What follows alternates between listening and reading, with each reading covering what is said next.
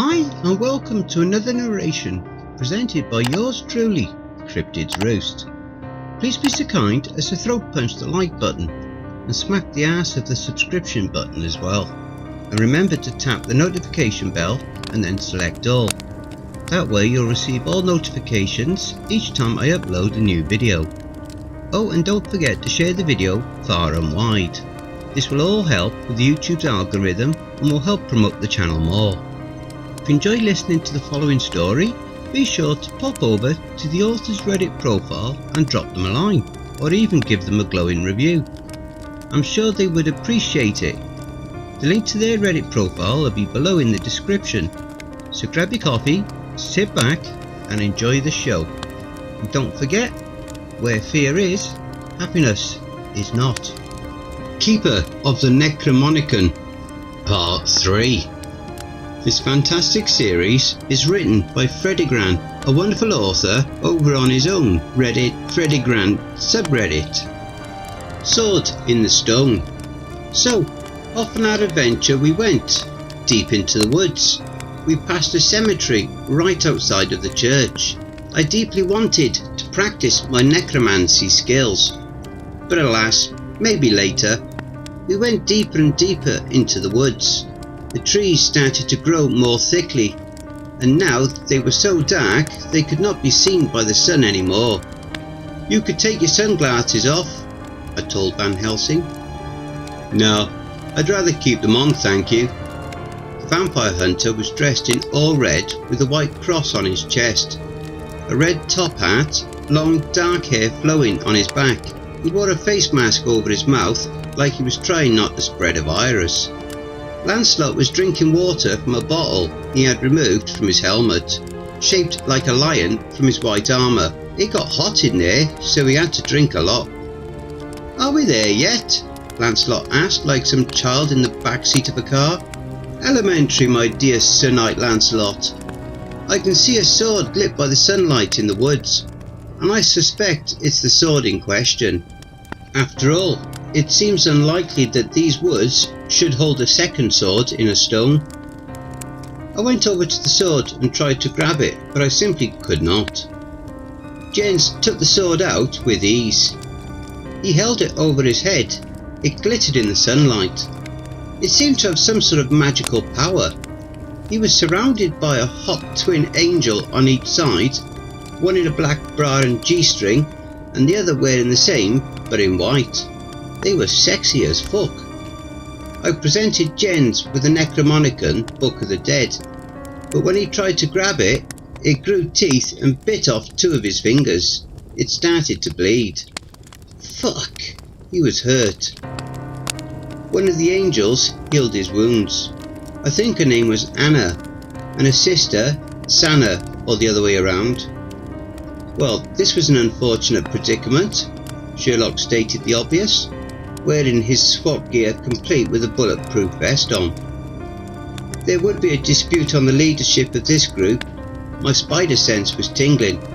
We had company, and not the good kind. The Judas Order. We were surrounded. We are the Judas Order. Christ died on a cross, and so shall you. A nail gun shot spikes at Jens, hitting his arms and legs in the same spots Jesus had during his crucifixion. He started bleeding intensely. He swung his sword and it shot out some kind of magic beam, cutting 3 members of the opposing cult in half.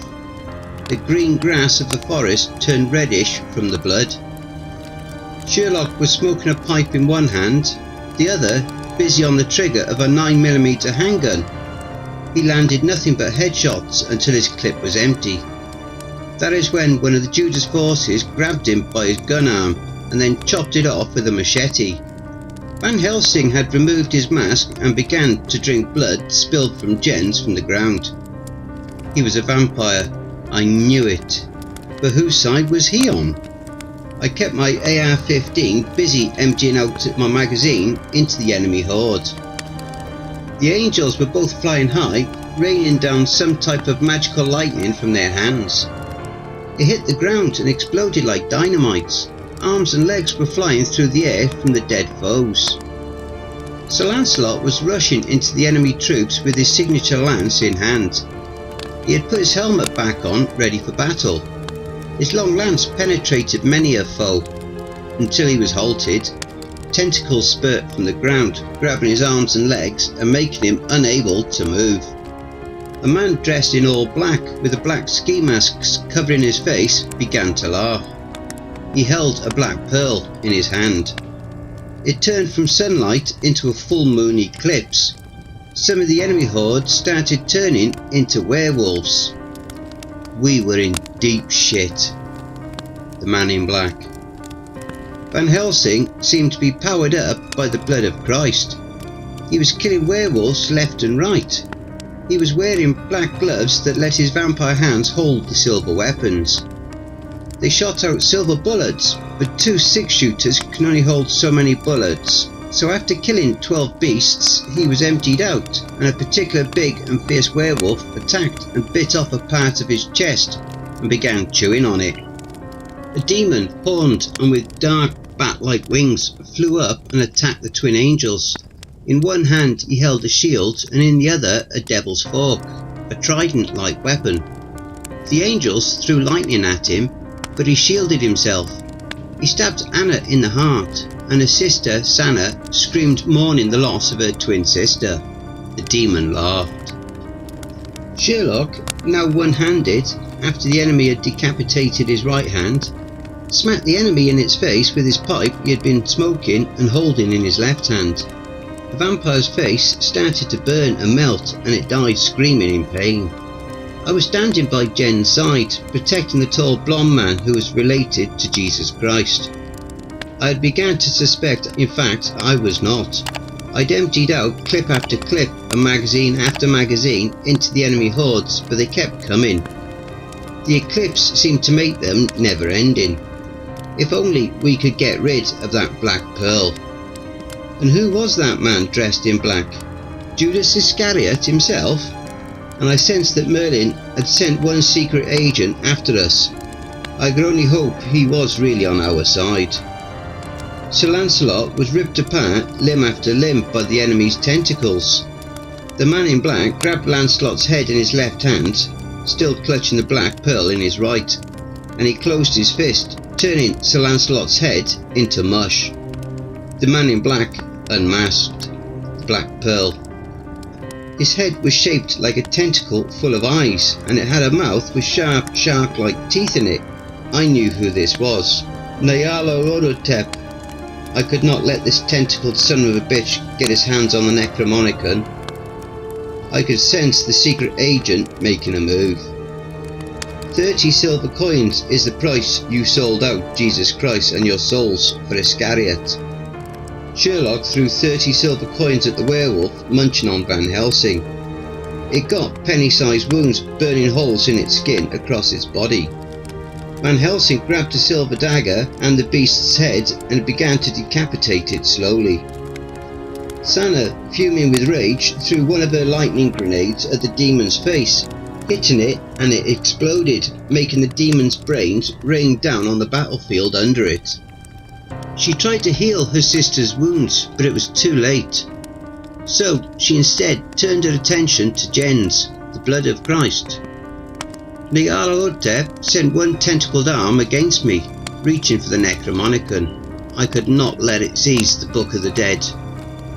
Seemingly out of nowhere, Nyarlathotep was decapitated, losing its left arm and the Black Pearl. This was our chance. Several things happened quickly at once. It struggled with the tentacle. Van Helsing rushed for the Black Pearl. Sherlock kept shooting pistol in hand. Jens was healed by Sanna and grabbed the Excalibur. The Invisible Man was the secret agent Merlin had sent with us. He stabbed Nyarlathotep in its ugly tentacled face with his invisible dagger. Jens cut off the tentacle with Excalibur. Van Helsing stabbed the Black Pearl with his silver dagger, destroying it and ending the eclipse. Sunlight turned the werewolves into regular men and turned the vampire Van Helsing into dust. He gave up his life, saving us. Jen sent a force blast from the Excalibur blade, cutting Nyarlathotep into two. Sanna got dressed in Sir Lancelot's armour, and after that buried her sister. There was nothing left of Van Helsing to bury, so we put his ashes in a glass bottle that Sherlock kept on him. The enemy horde scattered. The battle was won. In the distance I could smell the church burning. Church in flames. Sherlock's arm wound was healed, but his arm would not grow back. Sanna had Lancelot's armour. Jens had Excalibur. Anna was buried, and the ashes of Van Helsing was kept in a glass bottle. Sherlock kept it on a chain hanging around his neck. The Invisible Man had joined our team. He was sent in secret to spy on our team, but I decided to trust him for now. We had gotten the magic sword and kept the Necronomicon, the Book of the Dead, secure, at least for the moment. We rushed as fast as we could to the church. I could smell it burning. So, you might have figured out you are not in fact the blood of Christ, as we had been told. It leaves the question though, who are you really? And why can only you touch the Necronomicon? Well, elementary, my dear Sherlock. I had figured it out some time ago, but who I am really, I simply don't know. But I think my ancestors are less holy than Christ. Of that we can both agree. Sherlock smirked. Well, Invisible Man, do you know? And who are you anyway? Can you please show yourself?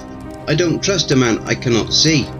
Well, I hope you can trust a naked man then. The Invisible Man revealed himself.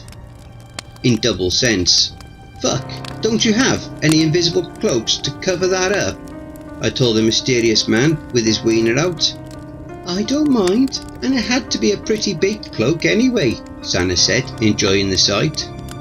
Haha, I think she wants to enjoy that baguette at our next church orgy, Jen said. What the fuck, you guys have orgies? Merlin never let us have any fun sex parties. My name is Mr. Wells. Well, I don't think there are going to be any more church orgies. In fact, there will not be a church left standing when we return by the smell of it. And what is with all that weird sex stuff anyways? I asked Jens. Well, I am the blood of Christ, and I might as well enjoy it and have some fun, Jens told me. We got to the church. It was standing in flames, with smoke coming out of the burning church. Father Callahan stood with a group of Templars with swords raised at Jekyll, now completely transformed into Mr. Hyde, and Abdi the boy was transformed into his demon form. Don't forget, if you enjoyed that story, be sure to pop over to the author's Reddit profile and drop them a line, or even give them a glowing review. I'm sure they really would appreciate it. The link to their Reddit profile will be below in the description. Don't forget to check out the merch store. The link will be in the description and also in the video thumbnail. And if you'd like an honourable mention, send in a snapshot of yourself with your purchase and I'll feature it in one of the videos. Have you written a creepypasta story you would like me to narrate? Have you had any cryptid sightings, paranormal or supernatural encounters, or even had a creepy or terrifying situation you would like to share? Well, I now have my very own subreddit community where you can submit your stories. The link for that is also in the thumbnail as well as below in the description. You can submit your stories there, or you can send them to cryptidsroost@gmail.com. If you wish to remain anonymous, that's fine with me. Now I also have a Facebook group, Twitter, Reddit and Discord. And if you'd like to support the channel and help make it grow, my PayPal is paypal.me/cryptidsroost, and any and all donations would be gratefully received. Again, that will also be below. And don't forget, where fear is, happiness is not.